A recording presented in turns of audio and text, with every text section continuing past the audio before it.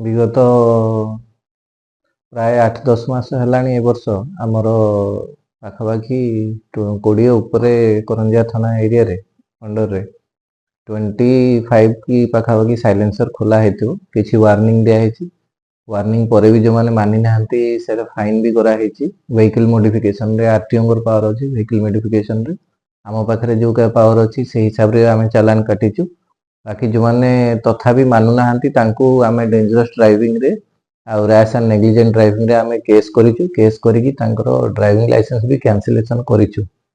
आगामी दिन रे समस्तंकु गोटे वार्ता जे हमर स्पीड ड्राइविंग रैश ड्राइविंग रे बहुत गुडा एक्सीडेंट होउची। एई पाखापाखि एई 2-3 मास भितरे बहुत गुडा एक्सीडेंट हैला। हमर दिग्धर पाखरे दिटा पिला मरि गले नुवा बाइक नेकी जाउथले। बहुत मर्मन्तुद दुर्घटना होउची। बापा माँ माने फैमिली बहुत अपेक्षा करछन समस्तंकु आपण माने एमती गाड़ी चलांतुनी। एमती गाड़ी चलेले आपण विरुद्ध रे दृढ़ कार्यानुष्ठान हबो।